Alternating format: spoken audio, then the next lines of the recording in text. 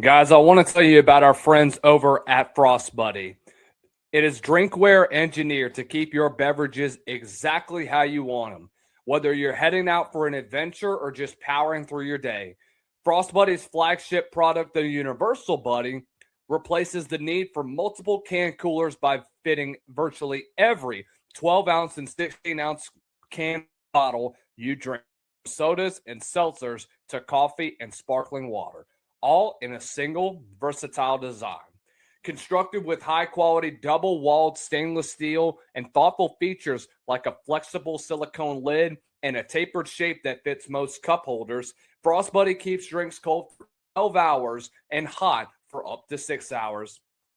So you get consistent temperature control, whether it's an iced drink on a hot afternoon or a hot coffee on the drive to work. Built to last, field tested for durability, and backed by a 30-day return policy, Frost Buddy makes everyday moments, from tailgates and beach days to backyard cookouts and commutes, more enjoyable.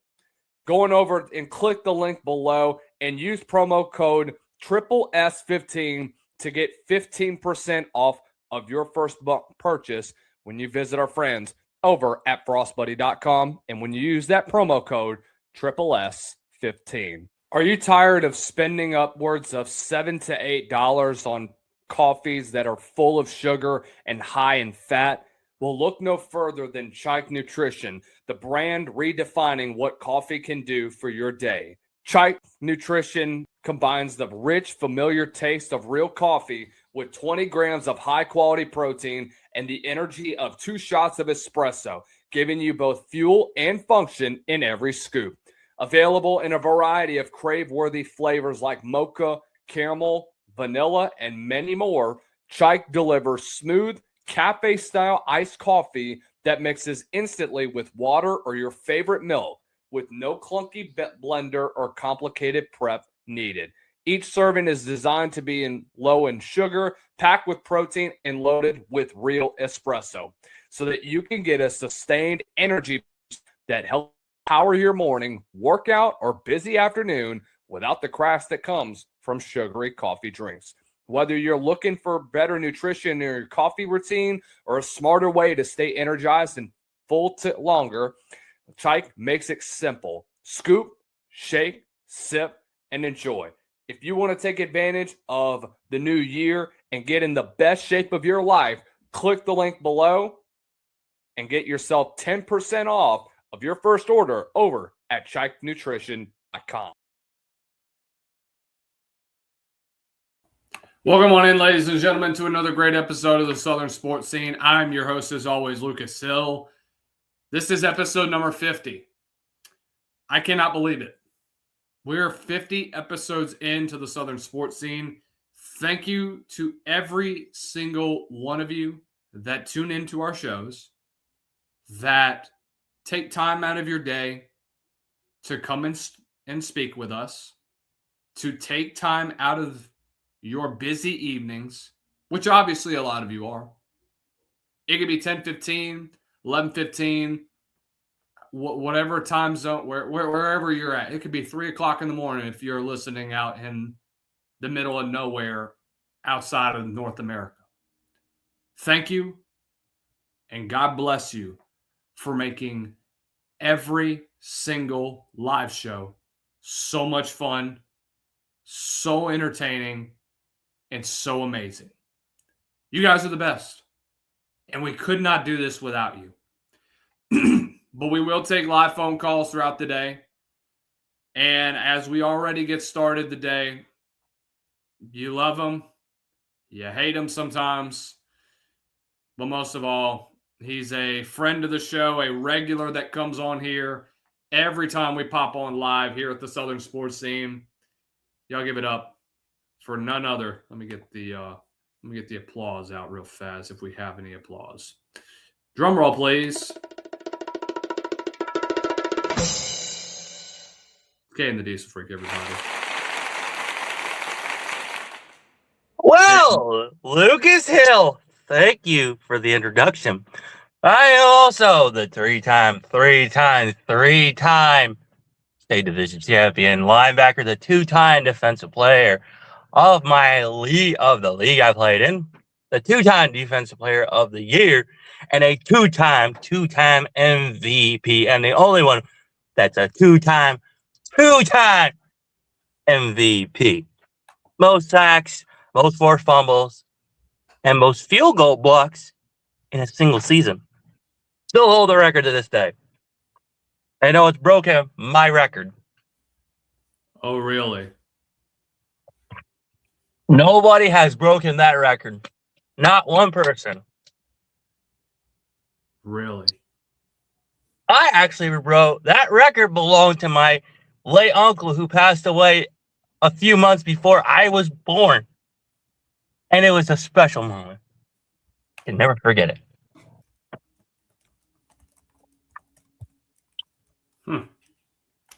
But let's talk Dabo Swinney Clemson. I've said this before about Clemson. It's just another trip down the hill for Clemson.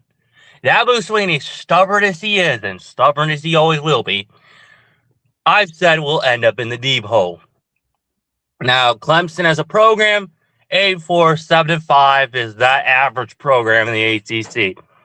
Once the mighty Clemson Tigers, well, now turned into little Tiger Cubs. Unless Dabo Swinney's got a miracle plan, I don't see him winning the ACC as stubborn as he is. And that stubborn piece of garbage needs to leave Clemson, in my opinion. Okay. Oh, what were you going to say, Lucas? I said okay. And then let's go over ACC Media Days. I'll tell you what, Caden. I'm going to give you the floor. Lucas, you could share the same spot with me, dude. Don't feel embarrassed. It's not that I feel embarrassed. I want you to take the spotlight. Well, Lucas, since you want to go that way, by all means, I will. Thank you to the Southern sports scene once again, and yours truly, Lucas Hill. I do have to acknowledge the host of the show. Kudos to you. Kudos. But let me talk about ACC Media Days. What are my thoughts? Lucas, you're probably wondering, what are my thoughts? Simple. Mario Cristobal made his message clear with the University of Miami. And that they were going to take the ACC by storm. And they were winning the season, winning the ACC title undefeated, and going to win the national championship that Miami fans have been waiting for over 2 decades. Since the 2003 national title game against Ohio State. My Buckeyes, to be particular. And yeah, they got the one up on us. Give you that, Cristobal. And I respect Cristobal as a legend of the University of Miami and a Hall of Famer in the Hurricanes Hall of Fame. But I believe Miami is the only team in the ACC that will perform, dominate, and take the game right now this season as so far. Duke. And then obviously with Duke's issue with JMU, they can battle it out in the college football playoffs if one of them can make it, or they battle it out in the Liberty Bowl. I'll just leave it at that for Duke and JMU. Okay. Penn State and Matt Campbell. Matt Campbell, former Iowa State head coach, who took the Iowa State Hawkeyes almost to the playoffs that you have missed his opportunity. Taking over the ranks of Penn State. Will he perform as well with Penn State, or are the expectation fans, Nittany Lion fans, are saying it's over their head? In my opinion, and I think most people can agree, Penn State fans are just as over their heads with Matt Campbell. I mean, he's got a good track record with Iowa State, that alone. But Penn State is a whole different ballgame. You are entering the Big Ten. You are entering the same conference as the home of the 9-time undisputed national champion, my Ohio State Buckeyes, who dominated the series against Penn State. But they don't play Penn State this year. Shameful. But I would have liked to shove it down Campbell's throat. Okay. I would have liked to seen it. But since the Big Ten is giving Penn State grace of not playing us, good luck. I believe Matt Campbell will do something. but he's not going to go like 13-0. He's not going to go 12-0. Okay. Penn State fans claim that this guy is the answer of getting rid of James Franklin. Okay. I'm like, no, he's not. Do you know why James Franklin was fired? Particularly, in my opinion, and this is from what I understand, he was fired for not winning the one series against Ohio State. It wasn't that. Remind my memory again, Lucas. What was it? You're a preseason number 2 team this past year. You hyped that team up to be the best roster that James Franklin had ever had at Penn State. And it was on paper. You bring back 2 1,000-yard backs in Nick Singleton and Katron Allen. Hello. I am on a live show right now. What's up? You're good. 1 second, Caden.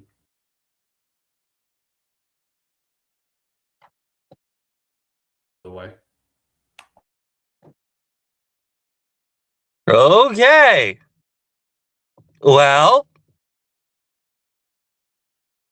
I guess I'm just going to wait here.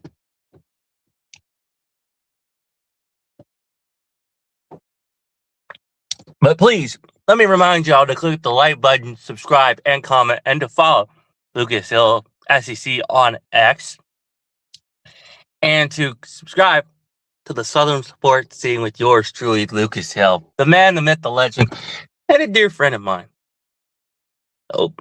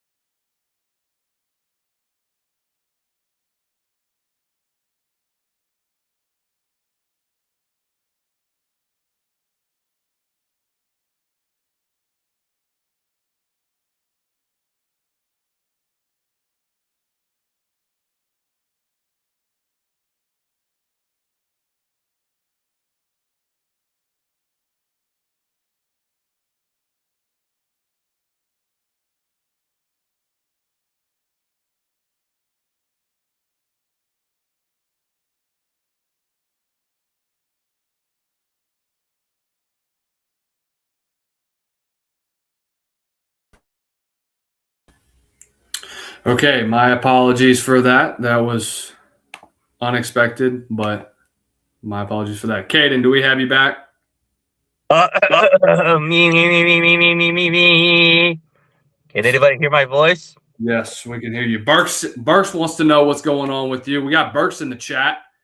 What is Wow. Caden? I just got this channel on my feed. LOL. Burks, we appreciate you being a first-time viewer. I have heard a lot about Burks. This is the outlaw of the Wolverine fans who's been turned against by his own fan base, I'm sorry. like myself. My God, Caden is everywhere, no matter where you go. Hey, I mean, Well, what can I say? What? I like to support people. It's a fact. Well, we appreciate the love, Caden. Well, just my like apologies for that. That was a slight phone call that had to be taken at the moment.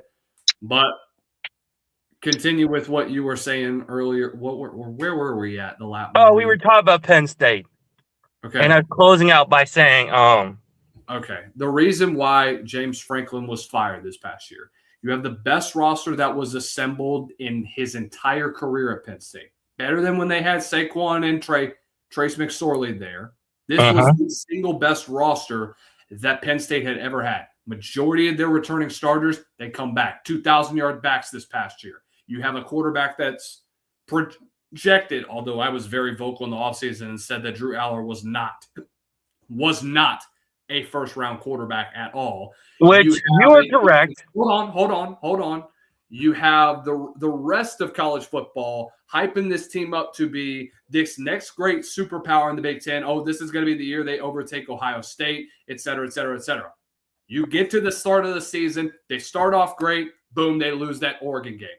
That's when the wheels started to come off the wagon or started to come off the train.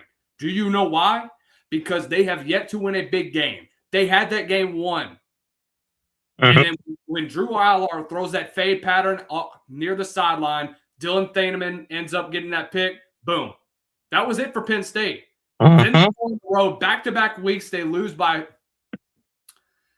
in games they're favored by 20-plus points in. What is that? Where do you think the wheels were going to come? The wheels were going to continue to fall off of the James Franklin train over the course of the rest of the season, which is why eventually a change had to be made because of the fact that you were still underperforming, even with the momentum that you were building from the return of a great roster from 2024. You were one win away. You were a couple of minutes away from being a player in the national championship this past year. When you're a front runner for a national title in 25 and you fall short of expectations, the middle of October, change had to be made. It had to. They had no choice. Penn State administration, boosters, the pressure was on them. James Franklin put this on himself at the beginning of the year, and he's doing the same BS at ACC Media Days, which we will get to in just a moment. But there's your reasoning, Caden. Please go ahead. And you know what? I've agree with you on Penn State this past season, Lucas. Completely overrated. And when they screwed up against Oregon, that's when the wheels started really falling off. And then they lost the rest. I completely agree. Just so you're clear, Lucas, I completely agree with you from the beginning to the end. And even till now, I've agreed about Penn State. James Franklin at Virginia Tech is just another excuse for his own coaching career. Because it's going to happen at Virginia Tech. He's going to play Miami, and then guess what? Fumbles. He plays Georgia Tech, fumbles. Clemson, fumbles. Notre Dame, fumbles. You get my point where I'm going. I do. I know what you mean. That's where it's going to go for James Franklin. And as far as the rest of the ACC, I think everybody else is just probably going to be overtalked, overhyped, and overrated. And to be completely fair, the rest of the ACC is, well, a garbage dump, quite frankly. And just so you know, Lucas, of Burks' awareness, he was actually disowned by his own fan base for telling the truth about Michigan and their whole decline. And even multiple Michigan channels banned him from their shows. Really? Kept calling them out on their BS and their delusion. Because he told the truth about Michigan's downfall. Hold on, we got another caller. Hey, you're not going to believe this. Oh, my gosh, this is going to be actually kind of funny. Oh, my God. We have Burks in the show. Burks, welcome to the Southern Sports Scene. I know this is a new little channel for you. I've seen you before on the Voice of College Football Networks. Welcome on into the Southern Sports Scene. Good evening, wherever you're at, brother. How are you this fine evening? It's an honor to meet you, actually. I heard a lot about you as well. You are a senior bowl reporter, according to Jackson. I did not know that. Sideline, and you want to get into recruiting and all that stuff and all of this draft prospects, stuff. So right. I appreciate I'm that. more of on the scouting side when it comes to the collegiate level and stuff like that. Yes. That's amazing. And you're a South Carolina fan? Not really. I was told to cover South Carolina because it has subscribers on the channel. So yes, there you go. So then what's your team? I have no team anymore. Oh, I see. Okay. Gotcha. Look, I'll give you this. When you get affiliated with the team for a couple months, you start to become a fan of it. So I was with the Carolina fan base. I still have a nice little allegiance with them. But look, when you start telling them the truth about their team, they turn their back on you very easily, especially when it comes to when the truth finally comes out. That's when ish starts to hit the fan for you at times. Yeah, no, that's why I don't like my fan. I don't know if you know this, but I have a history of getting banned on my own fan base's channels, like Voice of College Football Michigan and a bunch of others, because I just can't stand my fan base. I just can't anymore. I'm done with them, so I like to go to different channels with no Michigan fans because I feel welcomed. Because at the end of the day, man, they all support Connor Stalions, a lot of them. And they're just all like to pump sunshine every day. It's like, no, I don't want that, man. We need to be legit fans. We need to take accountability, right? I got to ask you a question then. What is your opinion on the whole Ward Manuel situation? Do you think he should be let go? Of course, man. At the end of the day, man, I care about this integrity and all this stuff. That's what, I'm a true Walmart Wolverine at the end of the day. And I care about integrity, man. I just do. He knew so much stuff, man. And he is such a clown, bro. I'm sorry to say this, but my fan base, if this Ward Manuel was I don't know, he was sex trafficking kids and stuff, and he was winning all these championships, there'd be a good amount of a fan base who would be supporting him even still. Why? Because he's winning championships. I actually believe that. And there's so many people out there who still want Ward Manuel to still be our athletic director. Why? Because he wins championships and stuff. And it really makes me sick. Web interview? I have not. But I think I saw some of it actually. I heard about it. Yeah. But it was a joke, dude. It was softball question after softball question. Yeah, no, Sam Webb is a clown, dude. Sam Webb is the whole Michigan media, okay? The whole Michigan media is the biggest clown ever. I'm telling you, they lie to you every day. They sunshine pump. The only guy who's only good is John U. Bacon. He is the only respectable guy. I have his books. I want to meet him, get his autograph. I want to be, if everyone could be like John U. Bacon, dude, Michigan's media would be the greatest. What did you think of the Spiro allegations? Look, I'll give Spiro this. He's right on some occasions, but the way that he delivers them, it could be a whole lot better because there's a lot of fabricated stories that I have heard from him as well. So let me tell you something. Spiro, right? So I'll let you know, he knows he's a friend of a regent. Okay, that's how he gets all of his information. It's true. Even Voice of College Football Michigan has said it. They have not told you the name of it, but I can tell you the name. His name is Jordan Aker. One of the most corrupted regents in all of Michigan history. He gets his information from there, and that's how he knows a lot of stuff, Spiro. And I will say this about Spiro. He is a smart guy. He's not an idiot like Intrinsic, right? Spiro is... He's actually right on most stuff because of the region information he has. But the hammer shit, he was wrong. But like I was saying, Spiro, a lot of the stuff is doing, I agree with, but then there's some stuff I just don't agree with, Spiro. Yeah. So, yeah. You know. Well, this long is time no here, Bert. And a freaking Michigan fan here. I didn't expect this was not on the bingo card tonight for episode 50. Usually, man, me and Caden would be fighting right now and like saying some nasty stuff, but it seems that me and Caden have chilled out now. So I'm not saying he's like a ally 100%, but he can be an ally he was an ally of mine until I don't know.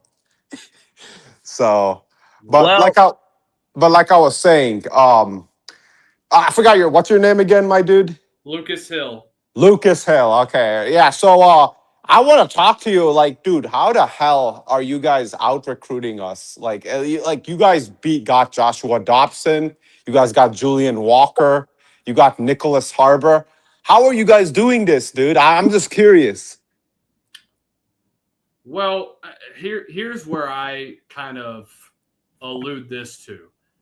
It's quality over quantity.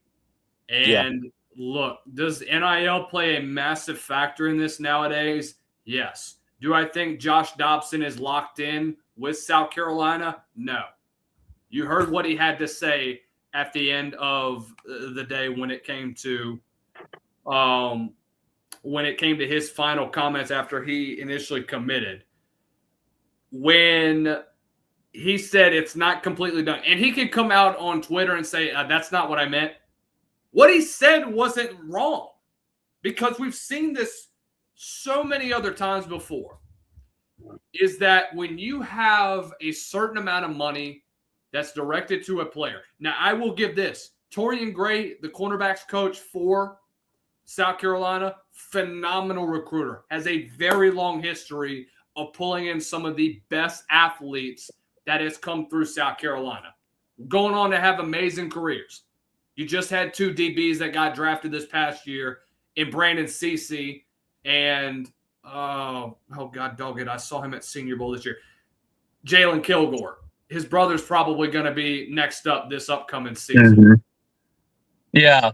And you know what, Lucas? I agree with you. South Carolina has a great history. And I need to address the Wolverine of the room. Burks, it's been a long time, brother. What's been going on in Wolverine land, or the graveyard of Wolverines that fell to the real Wolverine of all Wolverines, Burks the Wolverine? I don't know, Caden. My fans are becoming clowns as of late, so I don't know what to say. Burks, I've never seen a fan base split 50-50 over something like this in a very long time. Yeah. You know what? The ones who are siding wrong and supporting Ward are all clowns, Lucas. I'm just letting you know. They are. They have zero integrity. Zero. I've never seen majority of the Big Ten ever support one side of a fan base ever. And including Spartan fans and Ohio State fans that are siding with some of the media that say, we got to get rid of Ward Manuel. Yeah, they should. He knew everything, and he didn't say shit. He knew everything, and he didn't say crap. He is such an incompetent bitch. I don't know what to say. And Lucas Hill, you should be happy you don't even have a team, because I'm just letting you know, dude. I will say this. He's from my home state of Louisiana. I currently live in Louisiana. Really? Are you from New Orleans? No, I'm from Baton Rouge. Oh, my God. LSU, dude. I hate LSU so much, bro. Let me tell you something. LSU is the biggest clown university. I hate them more than Ohio State. Let me tell you, the alumni are clowns. Joe Burrow, Odell Beckham Jr., Shaq, Livy Dunn, Angel Reese. I hate all of them. They are the worst of the worst, dude. I cannot stand LSU alumni, famous alumni. Burks, you forgot that jackass named Paul Skeens, who obviously dating. Yeah, Paul Skeens. Let me say this, Burks. Paul Skeen is the biggest asshole, and he's dating the biggest bitch on the face of God's earth. I agree. And these guys go to Michael Rubin's party. Let me tell you something, Lucas Hill. Michael Rubin is the next Epstein/P. Diddy. I'm going to let you know that now. Oh, yeah. He is. Literally, First, He is. I agree with you so Thank you. freaking much. Yeah, this Michael Rubin party celebrity. Screw that crap, bro. Like somebody better crash Michael Rubin's parties and give him a stone cold stunner. Of course he is they the should. biggest piece of shit walking God's green earth. 100% agree, man. You know what? He's If I go to jail for making Michael Rubin the dumbest looking bitch, I'd rather go to jail for kicking his ass. Jesus Christ. Okay, all right, Katie. The language, less language right now. Thank we you. have to be I got respectful. people. I got church friends watching me on Facebook. Yeah, we can't do that, dude. We can't do that. He's Sorry, a family man. When you bring up the worst person in all of college football who throws the biggest, dumbest parties on the face of God's green earth, Michael Rubin, I'm going to say what's on my mind about that dumb piece of crap. Okay, all right. And also, Lucas Hill, do not shop at Fanatics. Whatever you do not shop at them. All right. I'm not really a big Fanatics fan either. So, I mean, it's so overpriced, too. It is. You know what? You know what? Here's the thing, Lucas Hill. I was rejected by my own fan base for telling OSU fans. No, Caden. It's because you're being disrespectful. All right, that's the reason why you got rejected. Here's the part that I was not being disrespectful. I was doing something that ladies and gentlemen, people the wrong this way. call is getting invaded. We want to bring in on the stage. We got Sports Talk with Austin with us. Oh, great! This clown. No, Caden, be nice. Caden, be nice to him. Honestly, he's not a bad dude. Hello, man. How are you this fine evening? Welcome to I'm doing pretty good. I just come to chop it up and talk ball with Lucas, pick his brain about media days. Caden, you can go on and do what you do. You know, I have some questions for you regarding Jeff Brom this year. So you're the perfect guy to come in. I mean, I hope I am, Lucas. I hope I can answer your questions. So fire away. This is fantastic. Hey, Lucas. Now all I need is Jackson to hop in. Hey, Lucas, can I address the little puppy in the room? Oh, my Austin, God. The grown men are talking, so can you please exit the room, little puppy? Because the grown men are in the building talking. Bro, Caden, what's your beef with him? I'm just curious. What's your beef with Austin? God. No, I'm just telling him directly to get out because the big dogs are talking, and I don't got room for puppies in the room. Jesus. I'm not gonna overstep, but is this your show? I don't think so. Only Lucas can make that call, and if Lucas wants me to leave, I'll leave. But Caden, you don't get to make that decision. Well, Lucas, I was just originally hoping it just be giving my 2 cents, but I was happy that Burks came in, and actually somebody that I personally agree with, and on a lot of things, especially on LSU and all those dumb clowns. And especially Michigan's delusional dumbness disease, triple D disease. I will just say that, Burks. I appreciate it, Caden. I appreciate it. But Sports Talk with Austin. Let me address this about Jeff Brom and the Cardinals. Oh yeah. I've heard everything from ACC Media Days personally. I'm telling you, Jeff Brom is going to go at least, 8-4, 9-3 with Louisville this year. To be completely honest. Now, you guys have a good roster, but I said this earlier to Lucas Hill.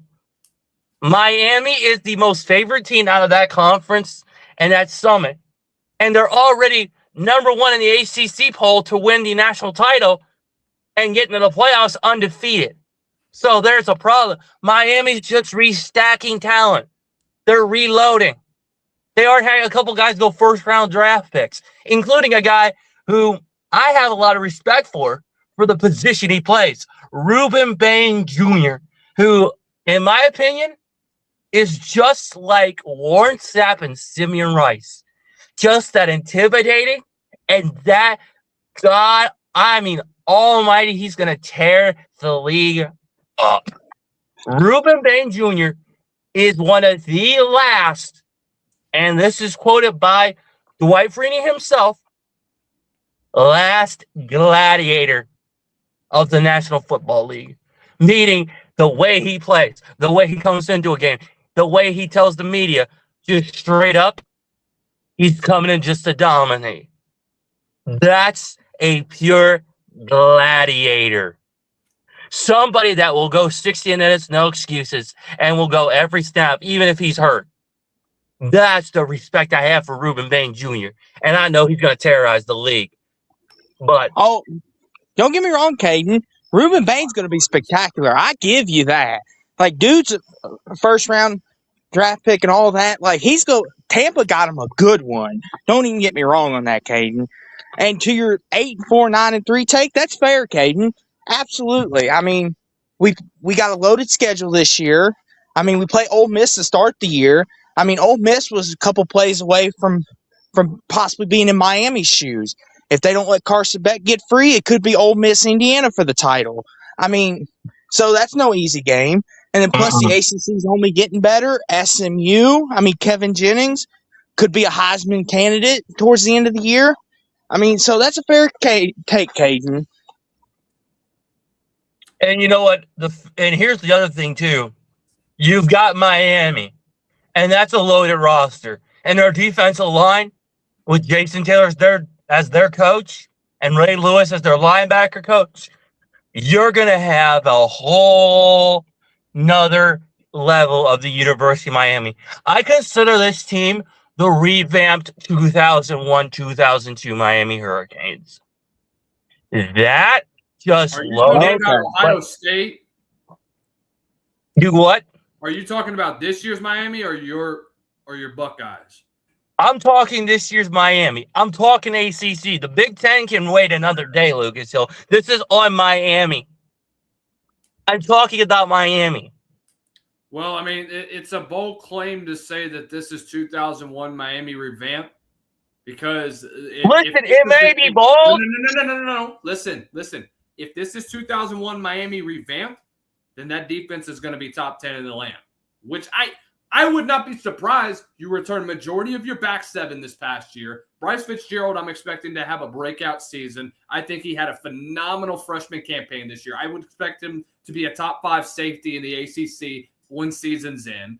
You have a quarterback that I like a lot more than Carson Beck personally, in Darian Mensah, who's much better throwing the football. And listen, this has nothing to do with Carson Beck hate. I watched Carson Beck whenever he was at Georgia, loved him there, thought he was a better fit in the Shannon Dawson offense because Shannon Dawson just tends to make quarterbacks better every time they come through their system. Go look at Cam Ward this past year.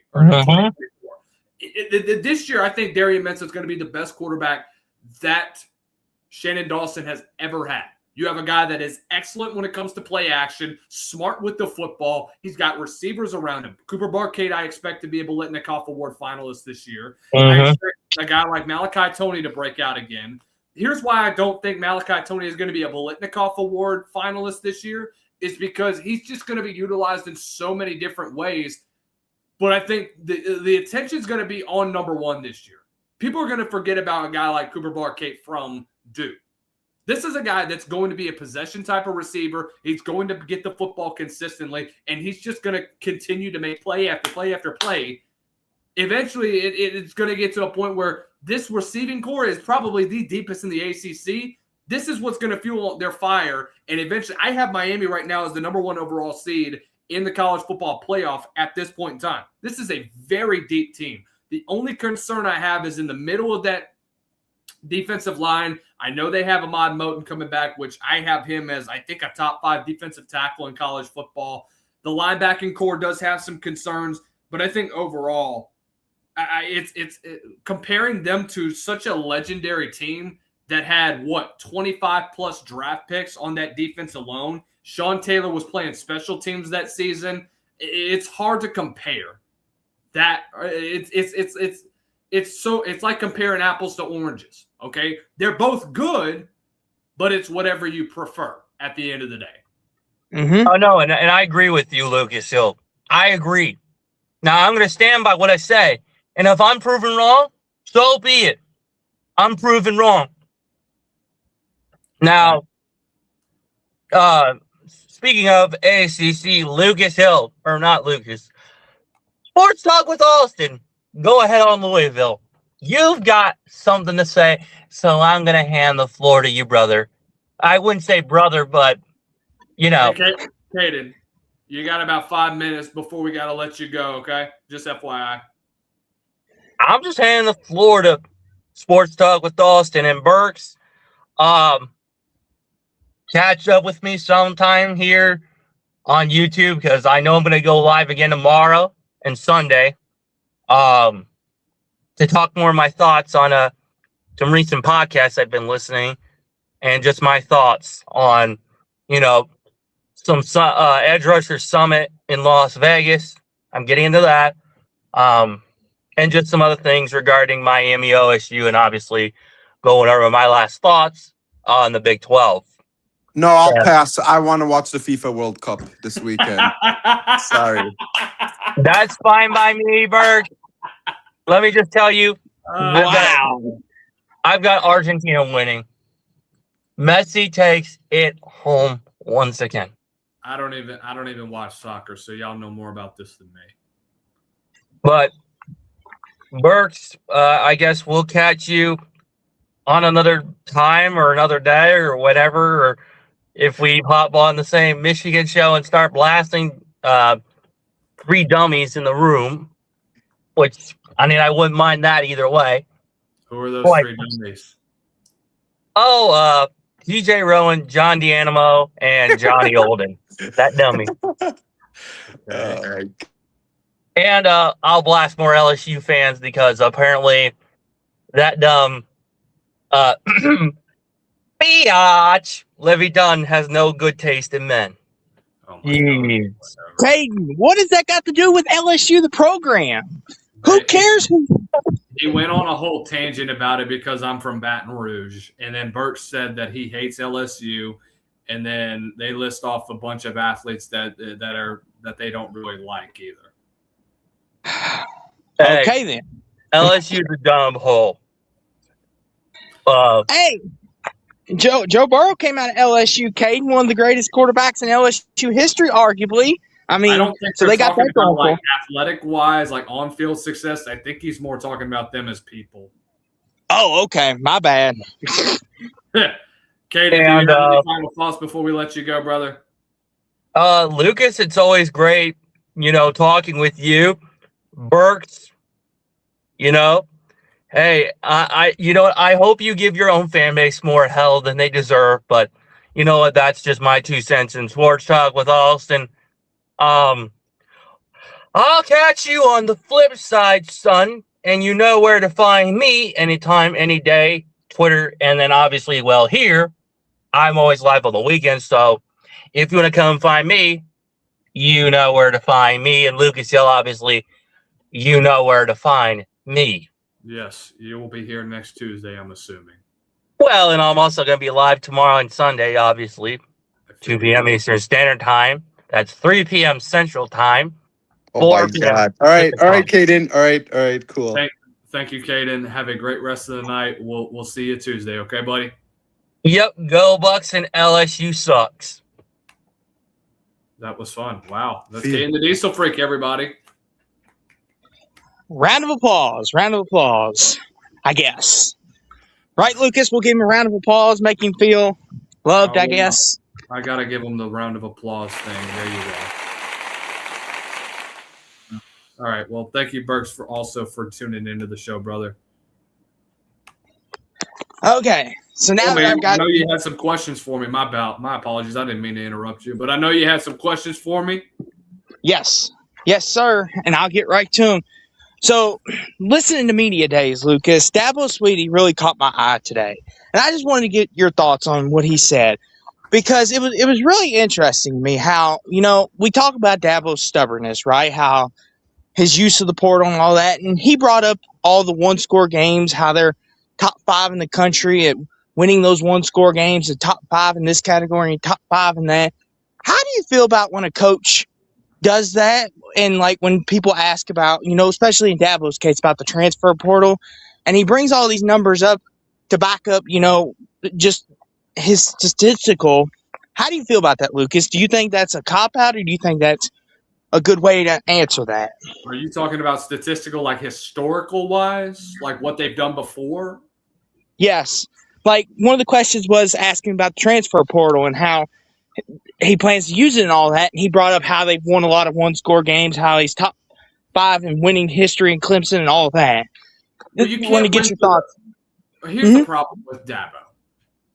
He can't win through high school recruiting anymore. He's got to expand more. The problem is he's not going to do it because he's stubborn. And if you are a fan base, if you're a Clemson fan, you got to understand, like, this is getting ridiculous. This is stupid. And I feel like this past year he had a lot of transfers that came in. He had 10 transfers that came in. But really, is it a good class? That's the question for you. Honestly, I don't think it is, because I thought it was lazy. He says, "Oh, I'm not spending a lot of money on a quarterback." And he says, if I trust Chris Vizina, if it goes, it goes. If it doesn't work, it doesn't work. Look, I will say this. I know that he's diligent. He's worked with great quarterbacks, but guys, this ain't like Deshaun Watson and Trevor Lawrence is going to stay at Clemson in this age of NIL. Mm-hmm. And that's the thing too. And like, hearing Dabo speak on that, he's talking about the past a lot. And it's just like, and I understand Dabo's very proud of what he's done.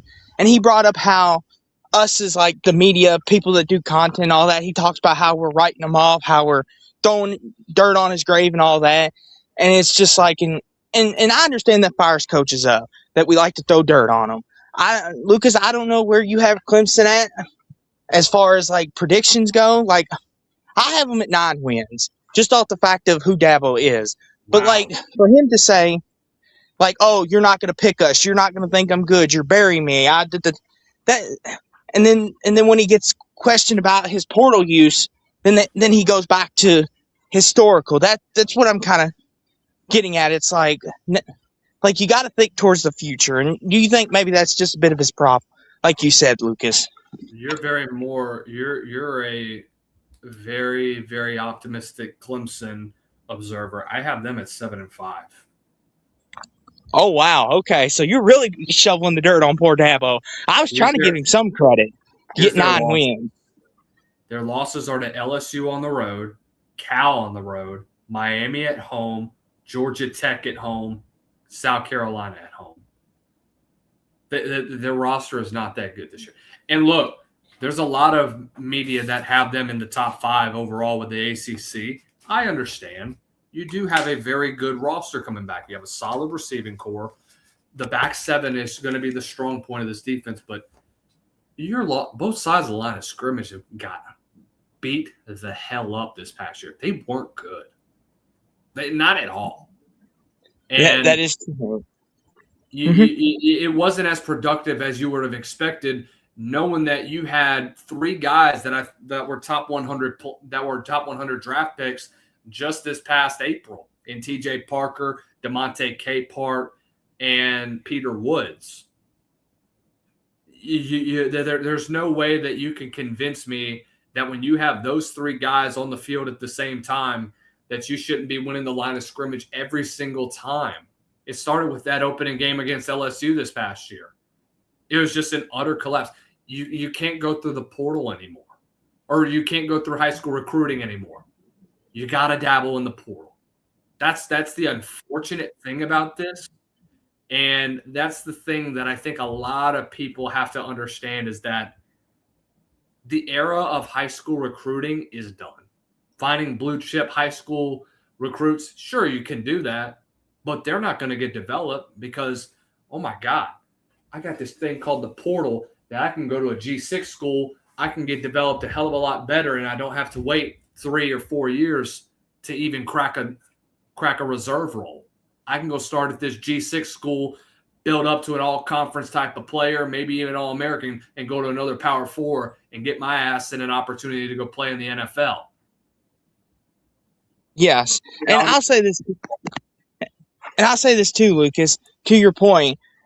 Like you said, there's a lot of players that go out and transfer, and that's the thing with Dabo. He's always said, and this is what makes him stubborn. He always says, I want to recruit out of high school. I believe in what I'm building here, but we've heard it all. And it's just like you see all these teams getting better around him and around him.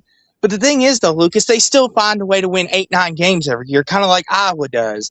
And then come media days when they ask him these questions, he's like, I've won 9 games every year I've been at Clemson almost. And it's just like, how do you argue with that is what kind of my frustration is when the statistics back up what he's saying and doing.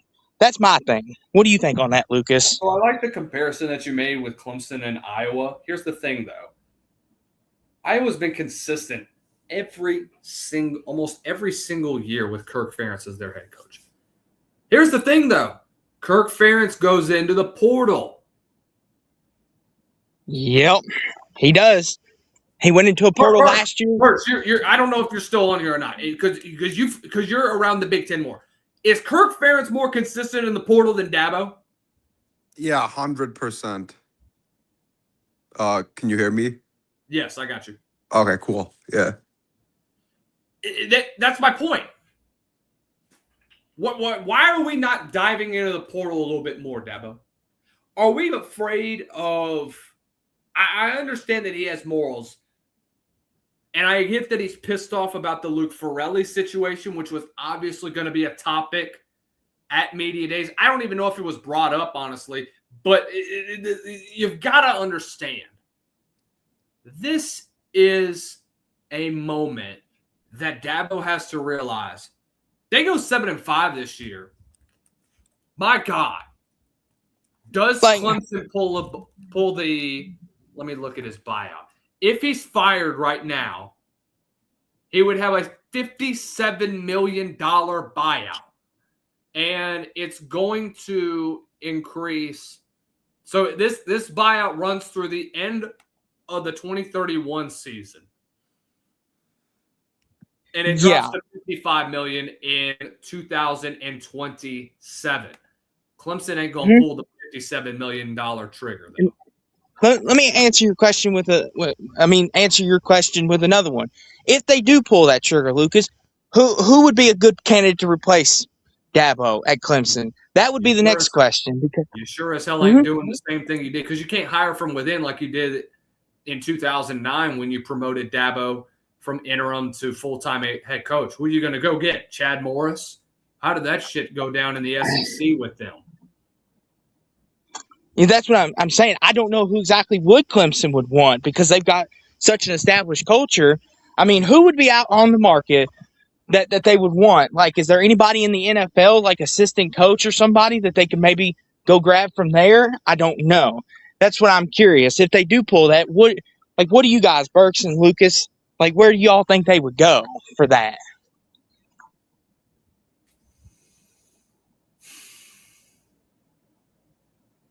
Your answer would be as good as mine. Yeah, I have no clue. I'm lost too. And that's why I'm saying, like, if you're Clemson, do you just sit there and be like, hey, we're winning 9 games every year? I know we had our heyday and we won national titles and we kicked Bama's butt, but maybe that was as good as it ever is going to get. Now, I won't speak for Clemson fans, but some fans might be, hey, that was as good as it ever going to get. This is what Dabo is, 9-10 wins, a major bowl win. Well, I just kind of looked it up, and this is kind of a interesting one. So I do believe there could be 2 names out there. Number one, and we've talked about him as a potential head coach in a major conference before, even though he's already in the Big 12. That's Lance Leipold from Kansas. I really like Lance. Ooh. I think he's done a fantastic job there at Kansas. And I know that for Kansas's sake, for a team from where they were at the beginning of the decade to where they are now, they're a hell of a lot better than where they were. I'm fine with them going 5-7 the past 2 seasons, but they got to get to a bowl game this year. I think they do. I'm looking to see what I have Kansas at this year. Oh shoot, maybe not. I got them at 3-9. But we'll see what happens. Oh my. There are trap games here and there. We'll see how the Arizona State game goes, which is going to be in London. This is a tough schedule, dude. They get TCU on the road, West Virginia on the road, Oklahoma State on the road, K-State and Utah on the road. So you're talking about the better half of arguably the most improved teams in all of the Big 12 that Kansas is going to have to play. I wouldn't be surprised if they end up going 3-9, but I do see their ceiling getting back to that 6-win threshold that they need to get. Another name, which is going to be interesting. Hey, Lucas and Austin, I have a quick question for you both of you. What do you think Michigan's record is going to be? I'm just curious because my fan base is always saying 10-2, 10-2. Like, I'm not predicting them to go to the playoffs until they make the playoffs. That's like my new thing. So I'm just wondering what you two think. Yeah, I'm just wondering what you two think in your prediction. Well, you also have a young team as well. I mean, this is a revamped roster. And I talked about this in my State of the Program series, which, by the way, you should go watch and go take a look. I will go take a look at it. Yep. We had Michelle on. Oh, my God, dude. Everyone simps for her on X. Oh, my God, dude. Like, I can't. I'm sorry. I can't, dude, with my fan base. They all simp with her. It's so When disgusting. did this turn into my goodness. Friday night? Oh, my God. This is why I don't like my fan base, bro. They're just weird, some of these people, man. Like, no, bro, Michelle was cool, man. I know. She's not cool. She's not the problem. The people who are simping on her are the issue. She My actually fan gave base. some really good insight. Really? It's like, yeah, I don't know. But yeah, no, you go ahead. But I have Michigan right now. Be honest. It's fine. I won't get mad at you to say 10-2. I have them right now at 8-4. Okay. Yeah, no, that's fair. I'm not going to get mad like other fans will get mad at you, but I won't because that's a really fair take. It's a hard schedule. It is a very hard schedule. That's what I'm saying. I am fine with them going 8-4, 9-3 in a season where they're obviously going to be in a rebuild. Yeah. And make no mistake about that. Bryce should be much better in 2026. He has a quarterback's coach with him. He has a skilled offensive coordinator. Listen, I freaking love this Jason Beck offense. Option-oriented, very much so. Kind of takes a page out of the Rich Rod offensive scheme. Very much is going to go spread the field out in certain situations. And when you look at the tape that's last year with what Devin Dampierre did with Utah, that's a good example of what Bryce could do for Michigan in 2026. But I do have the losses going to, and this was tough for me, but I thought Oklahoma's defensive line was going to be much better than this offensive line that Michigan has. I think that might be the advantage at the end of the day. That's loss number one. Indiana, I know. Look, I hate to do this because it's hard to go into the big house and win. Make no mistake about that. They get Indiana at home. That's a 50-50 ball game to me, dude. But I think Indiana, with the experience factor that they have, it's a Cignetti effect too, dude.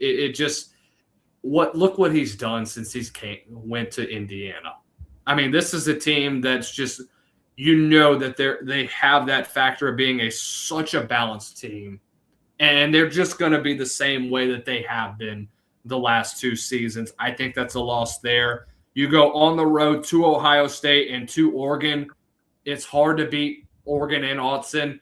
We'll see what Dante Moore looks like in 2026. I'm very skeptical on him. I think Ohio State's going to be out for revenge this year. They're going to shock a lot of people this year. I have that as an 8-4 record, but I think it's a respectable 8-4. You get quality wins. You beat UCLA at home. UCLA I have as the most improved team in the Big Ten. I expect them to have a better record than USC at the end of the day. I have USC at 8-4. I don't trust them even with 15 returning starters. We're talking about Lincoln Riley here. Just saying. Wow. That's my thoughts. No love for Lincoln Riley. You're like Jackson, Lucas. Not to cut you off, Burks, but like Jackson don't think Lincoln Riley's gonna make it much longer either. He's not. I hope for Lincoln Riley he could somehow survive for his sake, but But go ahead, Burks. I didn't mean to cut you off. No, yeah, you're good. No, that's a fair take, dude. Like I said, man, like I don't know why people are saying 10-2. It's really like it's like if who was it? Kyle Whittingham goes 10-2, we should build a statue for him because this is a really hard schedule for a first year. And so many are confident, and then like I don't know, dude. They just do this stuff all the time, all the time. And obviously, for the first time, I'm gonna say it, man. The Michigan media is not sunshine pumping like crazy. Like Kyle Whittingham is talking about some concerns. He talked about some concerns with Bryce already with Urban Meyer. And then Jim Harding talked about some O-line concerns. So that's why I'm more worried about this team a lot, to tell you the truth. And I went to the spring game, dude. That was the worst Michigan spring game I've ever saw in my life. Oh, really? Not a single touchdown was thrown. Not a single one. And I'm telling you right now, dude, if Bryce Underwood were to be QB and he's just bad and they start him all season, this team can easily go 7-5. Like, they can Really? lose to Penn State. Yeah, they can lose to Penn State. They can lose to Iowa, man, if Bryce Underwood is really bad. Yeah, but then they'll bench him, obviously. But I'll let you know, dude. I'm for Tommy Carr right now because what I saw with him, like, I'm sorry, and I'm just gonna say it, dude. I'm kind of over with Bryce already because he's cocky. Really? He's cocky, bro. He's arrogant. Like, this is not the Michigan man type of QB I want. Even though the Michigan man motto is dead already, but you know what I'm saying. Like, but I'll give Underwood another chance. Hey, but I'm a Tommy Carr supporter. All right. And even Devon, there's rumors, bro, and message boards a lot. Message boards can be fake a lot, but they are actually thinking of trying to get Devon Hampier if Bryce Underwood is not going to be great, because he'll have a fifth year. He'll have a fifth year. These are rumors that are like spreading around, and I agree. If Underwood is bad, they're going to go for the transfer portal, and get experienced QB with Tommy Carr, obviously. Because I think Tommy Carr is going to stay for a while. He might sit. Could sit for easily 2 years. But Devon Hampier, watch out for him next portal Wait, if Underwood becomes trash. Is the 5-for-5 rule talking about eligibility, or does the 5-for-5 rule include the red shirt year?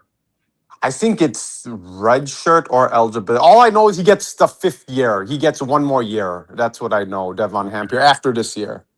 Okay.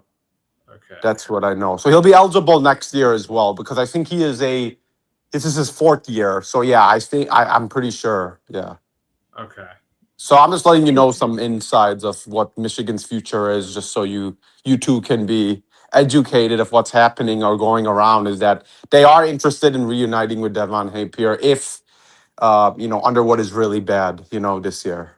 So a couple of comments real fast. Artistically Incredible says, I feel like Kansas peaked in 23, then have been falling off since then. Well, I mean, you look at that roster that Kansas had in 2023. Jason Bean was a fantastic quarterback.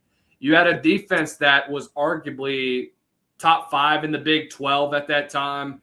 The offense. Oh my gosh. Andy Koltnicki was a phenomenal coordinator with a phenomenal quarterback. When he got to Penn State, that's when the wheels started to fall off because he didn't mesh well with Drew Aller. I'm just telling you, and Drew Aller really wasn't a good quarterback either. He also says with the money that they gave Underwood, he better perform. Yeah, obviously he better perform, Yeah.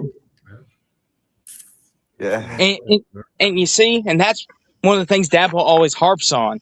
You pay all these players big time money, and then this happens. Now listen, like maybe Bryce Underwood does turn around. We haven't seen him play. Obviously, we saw him his freshman year, but this is a sophomore year coming into this year. He might be better than we all think, but Lucas, back to the Dabo thing, that's one of his biggest problems. He's like, why pay all this money to these transfer portals or recruits when they could lay an egg on you? And I get that. I get why coaches are frustrated like that. It's not just Dabo, but Dabo's the biggest one that speaks up about it. Like, and you get that, right, Lucas and Burks? Why a lot of coaches get frustrated with this kind of NIL portal, right? When you get something like this in front of 100%. Ty Haywood, Michigan, like we had a 5-star. He's like almost a 5-star recruit. 1 year after the program, he left for Alabama. So I can see why these coaches are frustrated. That's what Alabama is like, not trying to pay. Apparently, the recruiting is not doing the best right now because they are kind of like, okay, you know what? They want players who will stay in the program for a while or something like that. I don't know really the full details, but Michigan is, they suffered so much last year because of that. Jaden Sanders, amazing cornerback. I was so I was so bummed when he left first year, going to Notre Dame, and he's doing pretty good at Notre Dame already. Like this is why I'm starting not to care that much about recruiting anymore. Because all these players, man, they're not going to be in our program after 1 year. It's just not, you know. That's the truth, though, when it comes Yeah. to the transfer portal, man. That's really all I can say on that regards. But I'll say this too, Lucas. Another question I have for you, and you tell me how far off you think I am, and Burks is you as well. Rhett Lashlee and SMU, his media days today. If you didn't like Rhett Lashlee before, I don't know how you can after that. Dude he's something else, guys. Like, I really liked hearing him and the way he campaigned for his quarterback and just the way the team just like gels. Like, I was already high on SMU coming into the year, but after hearing the media days and everything and how this team gels and talking about, Kevin Jennings for Heisman and all that, it just makes you want to root for him even more. And looking at their schedule, Lucas and Burks, I have them winning 10 games. Is that a far-fetched thing? What do you guys think?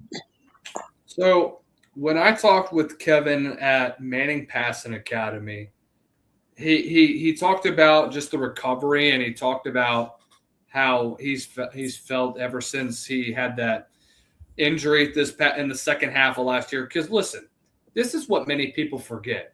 This guy was playing on an ankle surgery. He had ankle surgery during the offseason or something. I believe so. Yeah, I believe you're right on that. Because it was something around that. And the guy, it was hampered horribly when it comes to his mobility. That's why he had less than 100 yards of total rushing offense this past year. I expect that number to be significantly better than 2024. He does need to work on the turnovers a lot this year, but I would not be surprised if he is a top 10 candidate for a Heisman Trophy at the end of the year. I think this is a favorable schedule. Early game against Louisville is going to set the tone for that team, which they go on the road to Louisville to go play that game. Look, but here's the rest of the schedule. Home against Virginia and Cal, who I expect to improve. Home against Virginia Tech, at Notre Dame, and home against Wake Forest, which you never count out Jake Dickert and his offenses. I see a scenario where they do get 10 wins. I do have them as a sleeper for a college football playoff. Here's where I think they can. If they go 10-2 this year, which I would not be surprised if they do, and their two losses are to Louisville and to Notre Dame, here's what Louisville is going to have to do. Because when I look at Louisville's schedule, I see a loss to Ole Miss, that away game against NC State always gives me a scare. I think that might be an early loss. Georgia Tech's 50-50. And then Kentucky, who should be revamped this year, is 50-50. But if Louisville ends up 10-2, SMU goes 10-2, SMU is probably going to get left out of the CFP, depending on what the rest of college football looks like. Because I'm telling you, that's fair. I think this year is the year we get a 9-3 team in the college football playoff. We've been hyping it up all year, even though I'm against it and against everything that has happened with this, which is so stupid. I mean, it's utterly ridiculous with this. Okay. But SMU, in my opinion, is a sleeping giant in the ACC. I think they are really the only team, in my opinion, which I should not talk down on Jeff Brom in Louisville because I love what the offense brings. Keen Holtz is going to be a phenomenal quarterback. Here's the only issue with Louisville. The last two quarterbacks, or the last two or three quarterbacks, Jack Plummer, Tyler Shutt, and Miller Moss, all three of them have had prior playing time as a starting quarterback at the Power 4 level. Yes. Lincoln Keenholz has not started yet in a Power 4 game. I Mm-hmm. don't know. And Mhm. look, I've heard some good things. Fantastic arm. He's got the talent around him. If Isaac Brown is healthy, I think they can be a solid team in the ACC, and I think they'll be in Charlotte. However, Okay. What's the but, Lucas? What's the but? SMU game is going to have to be the most critical game on their schedule. That one game right there, in my opinion, is going to dictate who wins, who goes to Charlotte, and who's a participant in the CFP. Okay. I like. You're nicer on him than you're nicer on him than I thought you'd be, Lucas. I thought you'd be in the ballpark of 8-4. I really did. Not because about SMU. No, Louisville. My team. Louisville this year. Okay. But yeah, I mean, I'll say on that before we get back to SMU, I do think with Brom's offense, I do think it caters to quarterbacks because we are a run-heavy offense. He has shown that, and off-play action. And I think, yeah, obviously playing Ole Miss is not an easy first game, obviously, because Ole Miss, Pete Golden, who was once defensive coordinator, now's the coach, he'll be pulling, I think, double duty. So the defense for Ole Miss will be phenomenal. So I'll be curious to see how he handles that. Like, I would have liked a warm-up game like Texas and Ohio State, like they play in week 2. I would have liked a warm-up game, but we're going to see how the quarterback plays. But to SMU, Lucas, that's a good point. And I mean, at the schedule, like you said, you talked about Cal improving. I mean, you've seen what Cal did against some of the bigger teams this past year, Lucas. I mean, they're a sleeping giant. I mean, the quarterback, I can't say his full name, so I'm not going to try to. He could be a Heisman, like, top 10 candidate. Or am I reaching on that? We'll see. We'll see, man. Hey, what this will be the last thing we kind of talk about because it's getting kind of late for me. I have to be over. Guys, thank you so much for hopping on in the Southern Sports. And guys, episode 50 has been amazing. Like this has probably been my favorite episode that I've ever recorded on the Southern Sports scene. I have wanted to have this discussion for a very long time. Expansion. 24 teams. ACC, Big 12, they're in favor of it. I've talked with media outlets from the Big 12 that say, hey, let's go to 24. It's a good thing for college football. I've heard some people from the Big 10 say, maybe. They're split down the middle. SEC does not want expansion. I want your guys' thoughts really fast because this is a very interesting subject. Because if you remember in May, Tony Petitti basically pulled the bag over Greg Sankey's head once he convinced them to go to 9 conference games. That way they said, okay, we won't expand. Now Petitti, with that background with the MLB network and stuff, hey, little bit of TV revenue for us. Let's expand to 24. What are you guys' thoughts? I'll let you go first, Burks. All right, man. Appreciate it. Oh, man, I don't like it at all, dude. I was so happy. I was so happy with 4 teams only, and it's just so bad. And I think most Michigan fans, even like all Big Ten fans, they basically want at least like the good Big Ten teams like Michigan, Ohio State, maybe Oregon, stuff like that. I think they all want 4 team. I don't know about Oregon, honestly, but yeah, no, it's really bad for college football, period. You know, it's just like now teams that might not be qualified could just qualify, especially these, from conferences that aren't that strong. And they have there's no reason why they should even be there because they're going to get killed. I personally am so against it, dude. And it's going to destroy college football. Like college football, I'm going to let you know right now, dude. I've always loved NFL, college football better than NFL. I like NFL more now because these expansions, the NIL, the transfer portal, like holy crap, bro. It's really like the sport that I've loved all my life. When I started watching college football in 2012, I'm 26 right now. So yeah, I've been watching it for a while. It's just I don't like the future, man. And then these jersey patches, dude, like, oh, Michigan's going to definitely do one right soon. And it just sucks, man. It just so sucks. Now, I will say that college football is still fun to watch, more fun to watch than the NFL in terms of like gameplay and stuff. But like I like the NFL better because of none of this transfer portal stuff, this expansion teams, all this stuff, bro, for playoffs and stuff. It's really destroying the sport, and I'm really disgusted. But hey, we can't do anything about it because at the end of the day, money talks. So yeah. Okay, so I might be a little controversial here. I'm 50-50 on it right now. And here's why. I could see why people like it because there's more teams, more opportunities, right? Because last year, perfect example, we had a really good Texas team that was left out. We had a really good Vandy team. We had a couple really good teams. BYU last year, that team was really, really good.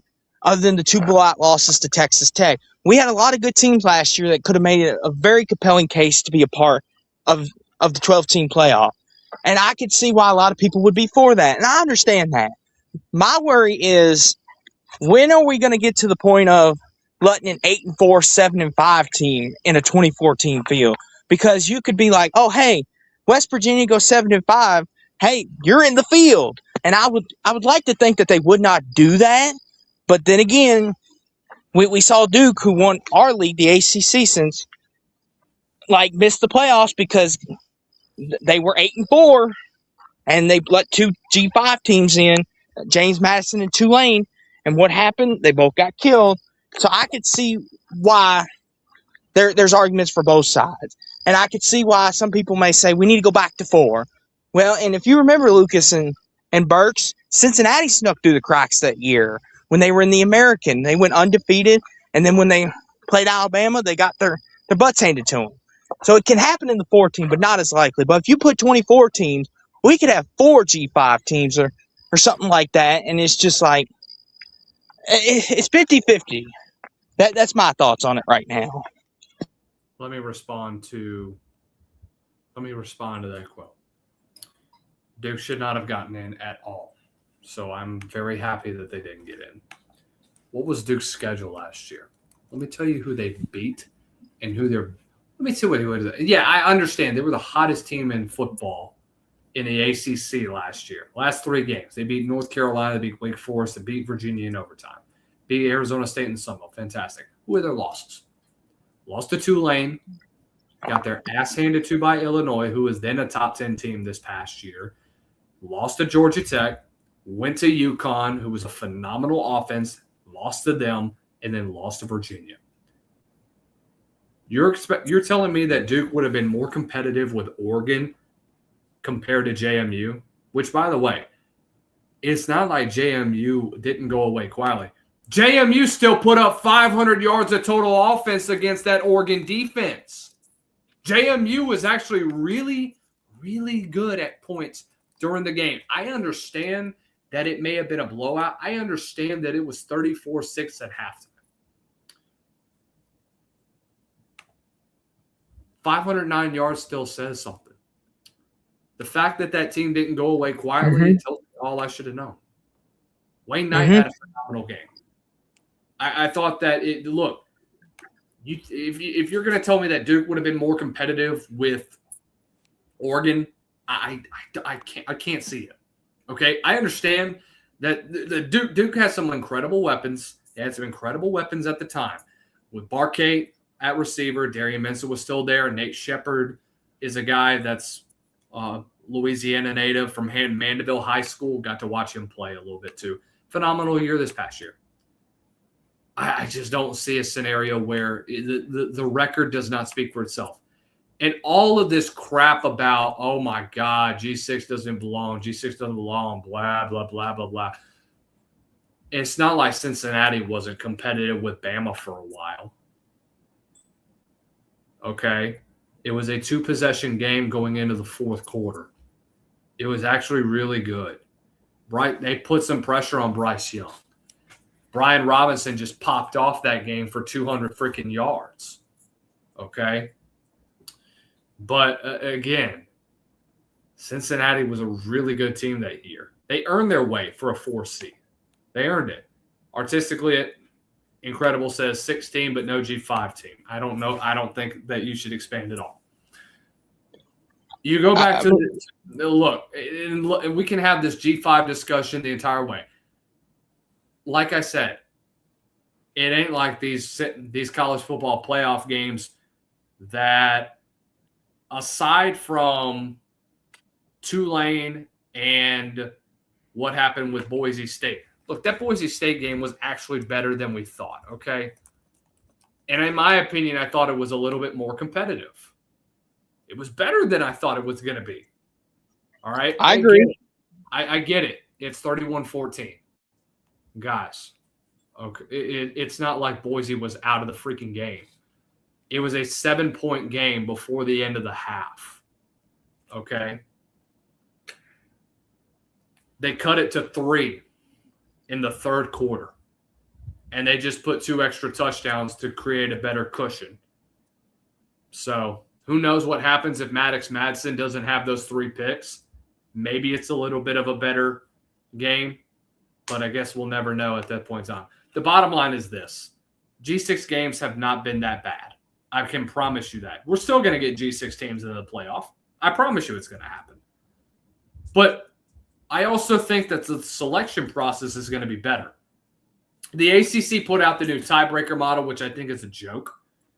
But I also think that there's more to come with the G6 in the playoff. I think they're good for the playoff. I'm still going to be against the fact that expansion is going to continue, but it's going to be inevitable, and we both know that. So, But that's my final thoughts on that. Guys, I got to end it right now. Thank you guys so much for hopping on in. We will be back on Tuesday for episode 51 for the Southern Sports Scene. Burks, Austin, to Caden, thank you guys for tuning into the show. Y'all have a great rest of the night. We will see y'all very soon, okay? Appreciate it. Take care. Later, man. Guys, thank you guys tuning in once again to the Southern Sports Scene. Y'all have a great rest of the night. Thank you guys for 50 incredible episodes. We've had a fantastic show. Y'all take care. We will see you all very soon. Y'all have a good one.